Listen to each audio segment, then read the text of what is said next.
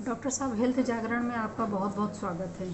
धन्यवाद। मैं doctor BP Singh, director Midland health care and research centre Lucknow से बोल रहा हूँ। डॉक्टर साहब, ये बताइए, बायोलॉजिकल क्लॉक के हिसाब से आदमी की नेचुरल सोने की प्रक्रिया कैसी होनी चाहिए और कितने घंटे होनी चाहिए? देखिए, बायोलॉजिकल क्लॉक के हिसाब से रात में जैसे आप बिस्तर पर जाते हैं उसके लगभग 15 से 20 मिनट में आपको नींद आ जाना चाहिए।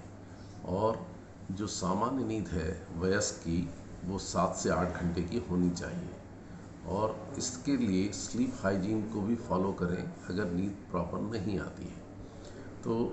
सामान्यतया और जो नींद की पोजीशन है, जो लेटने की पोजीशन है, वो साइड में लेटना हमेशा बेटर है चित लेटने के बजाय।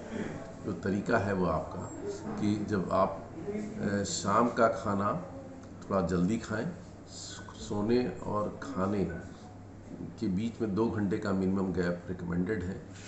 उसके बाद जो है बेस्ट ये है कि लेटरल यानी करवट लेटें और चित न लेटें, और 7 से 8 घंटे की नींद जरूर आवश्यक है। डॉक्टर साहब, ये बताइए, आजकल सोने के घंटे लोगों के कम हो गए हैं, तो ये किन वजहों से ऐसा हो रहा है? हाँ, तेज रफ्तार से बीतती हुई ज़िंदगी में लोगों की ज़रूरतें बहुत बढ़ गई हैं, और उन बढ़ती हुई ज़रूरतों को पूरा करने के लिए आदमी बहुत ज़्यादा घंटे बढ़ाकर काम कर रहा है। जो पहले लोग जो है 8 घंटे काम करते थे, वो 10 और 12 और 14 घंटे काम करने लगे।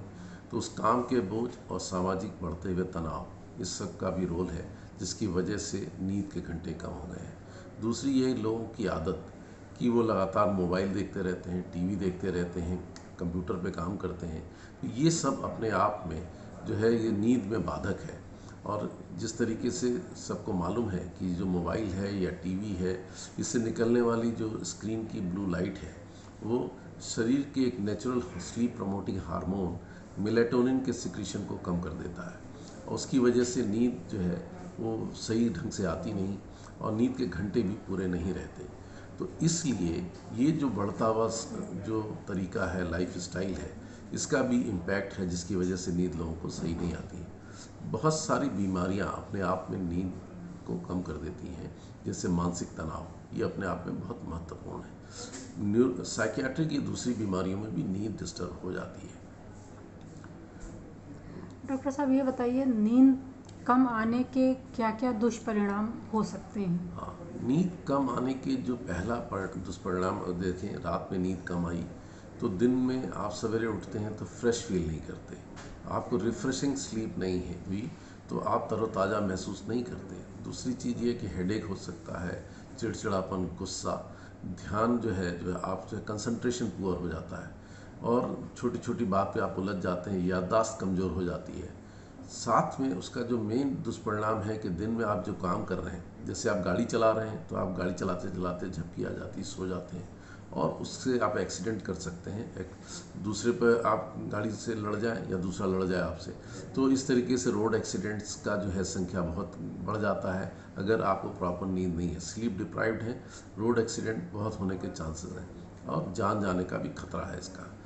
दूसरी ये है कि आप अगर किसी इंडस्ट्री में काम कर रहे हैं, फैक्ट्री पे काम कर रहे हैं, मशीन पे काम कर रहे हैं, आपको झपकी आ रही है, आप मशीन में एक्सीडेंट कर बैठते हैं। आप किसी संवेदनशील जगह पे नौकरी कर रहे हैं या ड्यूटी कर रहे हैं जहाँ पर आपको अटेंटिव रहना बहुत ज़रूरी है, और आप सो गए तो उस दौरान उसके होने वाला जो दुष्परिणाम है वो बहुत भयानक हो सकता है। इसके अलावा सही नींद ना आने से जो एक तो साइकियाट्रिक इलनेसेस होने का चांस बढ़ जाता है। दूसरी चीज़ ये है कि ब्लड प्रेशर बढ़ जाता है, डायबिटीज़ अनकंट्रोल रहती है।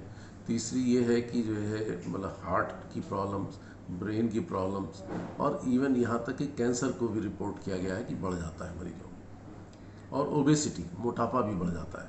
अगर आप जगह रहते हैं तो अक्सर खाते रहते हैं, और वेट भी बढ़ता रहता है इसके साथ। डॉक्टर साहब, ये बताइए, जैसे हमारे प्रधानमंत्री ने कहा है कि 2025 तक टीबी मुक्त हो जाएगा देश, तो जो बहुत सारे टीबी पेशेंट हैं उनको रात में खांसी आती है जिससे उनकी नींद टूट जाती है, तो टीबी मरीजों के लिए ज़्यादा नींद कैसे ले सकते हैं? उसके लिए जो सबसे महत्वपूर्ण है कि टीबी की बीमारी का इलाज, उसको पहचानें, उसका सही ढंग से इलाज करें तो ये खांसी बंद हो जाएगी। और साथ में खांसी को रोकने की दवाओं का भी इस्तेमाल ज़रूरत के हिसाब से किया जा सकता है। लेकिन सबसे महत्वपूर्ण चीज़ है कि उसमें टीबी का इलाज को कायदे से किया जाए, खांसी ठीक हो जाएगी। डॉक्टर साहब, हेल्थ जागरण से बात करने के लिए बहुत बहुत शुक्रिया। धन्यवाद।